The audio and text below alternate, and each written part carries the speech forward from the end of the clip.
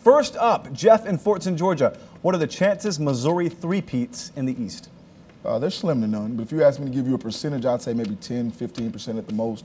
Missouri has been the beneficiary of a couple of things over the past 2 years. I think they're beneficiary of having talent where it matters most, and that's up front. I think they've been a beneficiary of the timing in which they've had that talent. People are scared to say what you just said for some reason. People are scared to pick against Missouri.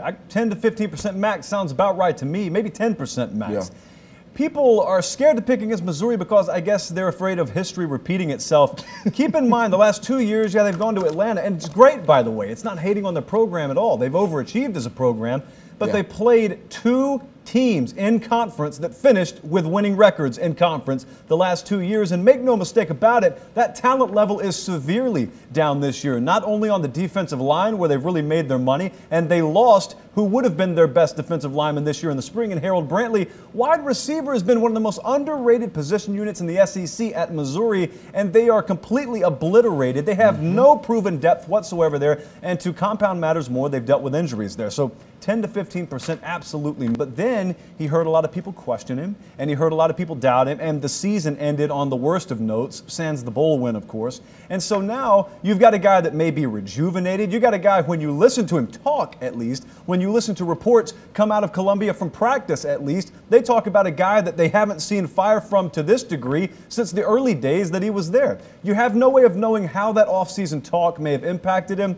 Ego is a big deal with Steve Spurrier. I don't even hate on it. It is what it is. It's made him what he is. But with that ego also comes that incessant need, like you just said, to prove you wrong, to shut you up. Right. Who? The enemy. Andy in Columbus asks, will the Auburn-Louisville game, how will the Auburn-Louisville game play out? Well, there are a couple of things that go into this first game of the season. One, you've seen teams, i.e. Ohio State, lose early and still get to the college football playoff. So I think, let's say Auburn does that. If they lose to Louisville, they still have a shot. But then you combine that with having two coaches that are nowhere near conservative. I've never seen Bobby Petrino nor Gus Malzahn call a conservative play in my life. You're handicapping halves now. Yeah, that's what I do, man. I've been learning. Very important for a small segment of our audience. I'm retired. There's a guy in this game that is thought of as one of the foremost innovators of offense in college football, a game changer, has rewritten how the offensive game is played in this sport. But his name's not Gus Malzahn. His name's Bobby Petrino. He's doing You it. see, that guy's not mentioned so much anymore, Right. because Gus Malzahn is today what Bobby Petrino used to be. Here's the problem. Here's why I think this is very much a measuring stick game, very much a something to prove game for Bobby Petrino. In his mind, he hasn't gone anywhere.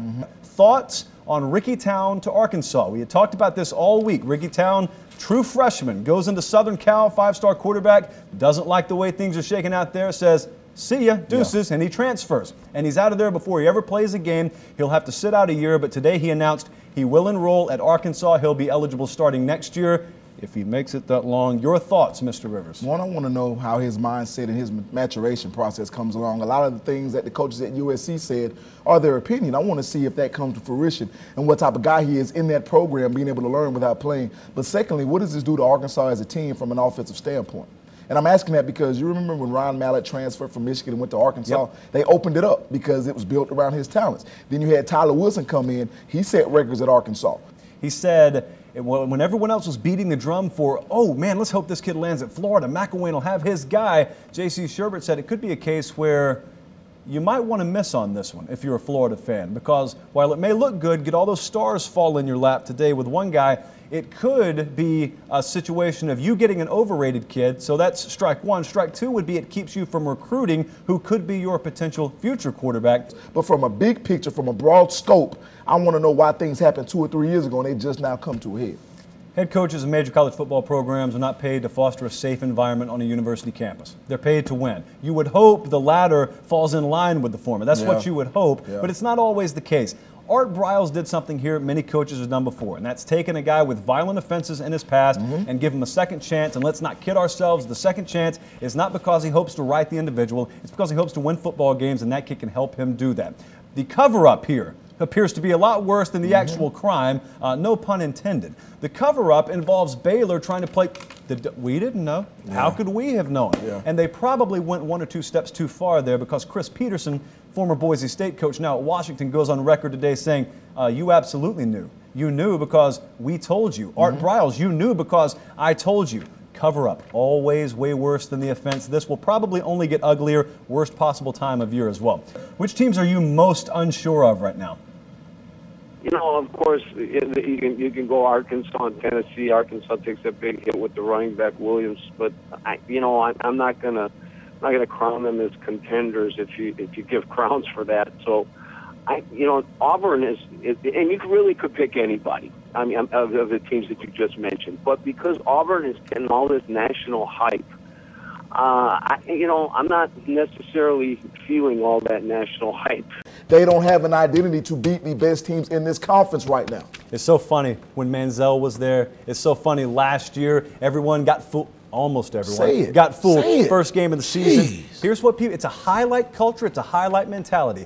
When you click, when you rely on that pass game, that 70-30 pass to run ratio, and you click, boy, you can look impressive. And you can fool a lot of people. And you may be unstoppable for a Saturday. Never in the history of this conference has a pass-oriented team been unstoppable 12 games in a row. People just continue to get fooled, though. That Xbox crowd chirps on Twitter a lot louder than people that actually know the game. I actually had people last year after South Carolina tell me about the spin on Kenny Hill's football when he threw it. Oh, yeah. I couldn't do anything but laugh, and I wish I would have bet. It just looked different out of his hand, didn't it? They say he just, I said, are you kidding me? You're ready right now. Wait for them to lose 4 games. We both said it, and it happened. I guess we were just lucky. Yeah, we actually undersold the amount of losses they have. Shame on us. We should have seen those 5 coming.